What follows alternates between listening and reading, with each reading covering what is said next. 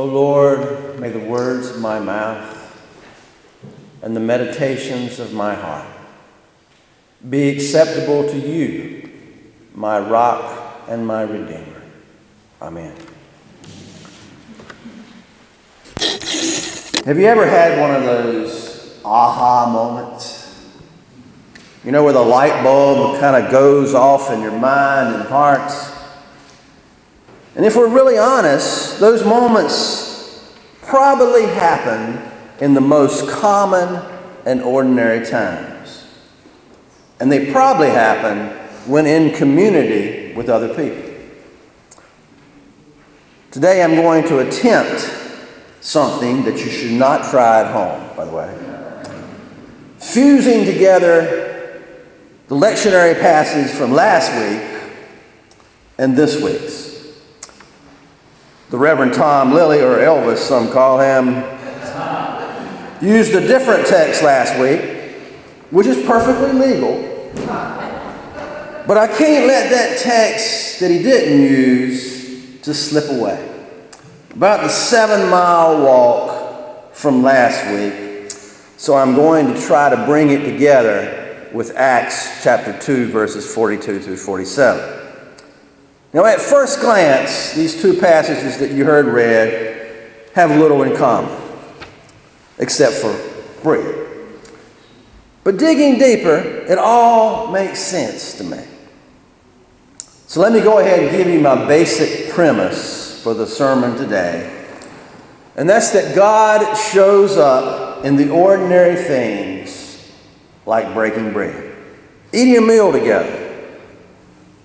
God also shows up in pooling our resources together to accomplish something bigger than we can do alone. In the common, in the routine, we find God. We find God when we ask this question: how will what we're doing affect the poor? Okay, I just said that God shows up in the ordinary, the common, the hard work of community. Did I just say hard work and community in the same breath? Remember, it took a 7-mile walk for God to show up in the ordinary, the common. And let us remember that in the passage in Acts, where they had held all things in common and spent lots of time together, eating together, hanging in the temple together, that they still had conflict. Read the book of Acts from beginning to end. It's a good Sunday afternoon reading, by the way. You'll see the whole story about the early church, not just the good, but you'll see the bad and the ugly. So we're not talking about fantasy here. We're not talking about escapism. We're talking about recognizing God in the small, the common bread of life. And we're talking about the willingness to experience some awe, having glad and generous hearts. That is, when we start with the question, how is this all going to affect the poor? Many have said that this passage in Acts describing the early church is just pure fantasy.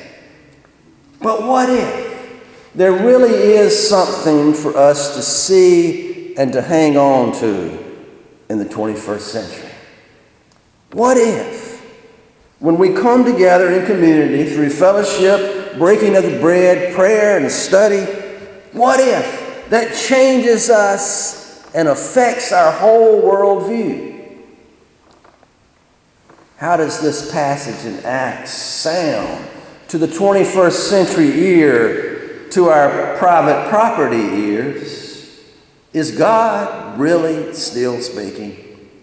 Is God still trying to speak to us, as Reverend Kate Matthews says, about the ownership and accumulation of property to excess, the movement of wealth upward in disproportionate and disgraceful ways that have profoundly threatened the middle class and endangered the poor? Are we asking, how will this affect the poor? How will all of this affect the poor and the voiceless and the most vulnerable?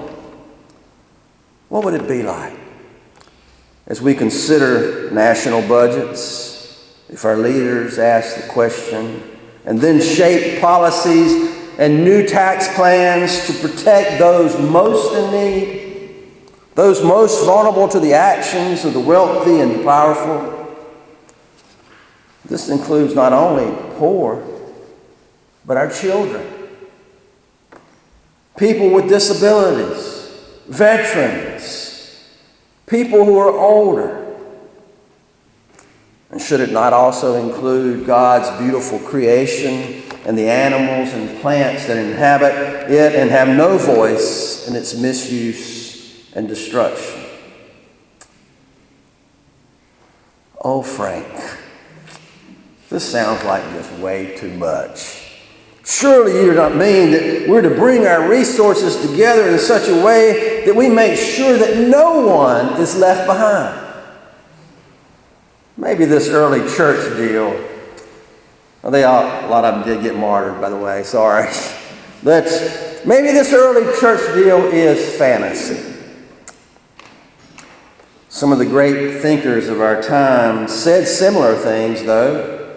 Jean Vanier said, "Community is a sign that love is possible in a materialistic world where people so often ignore or fight each other. It's a sign that we don't need a lot of money to be happy. In fact, the opposite." Or as Wendell Berry said, "The freedom of affluence opposes and contradicts the freedom of community life." They devoted themselves to the apostles' teaching and fellowship, to the breaking of bread and the prayers, and all came upon everyone, because many signs and wonders were being done by the apostles. All who believed were together and had all things in common. They would sell their possessions and goods and distribute the proceeds to all as any had need. And day by day, because they were doing all this, day by day, as they spent much time together in the temple, they broke bread at home and ate their food with glad and generous hearts, praising God and having the goodwill of all people. Is this trying to remind us that we really are our brothers and sisters' keeper? Is this reminding us that if we are following the way of Jesus, that we will always ask the question, how is what we're doing affecting the poor?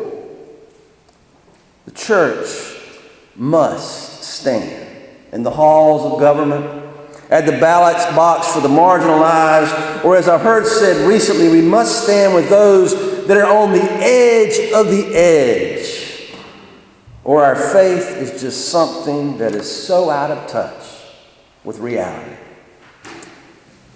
Tracy Blackman, our acting executive minister of Justice and Witness, said just yesterday, "The well-being of the poor, the elderly, and the sick must not be a political pawn in a dangerous game of partisan politics."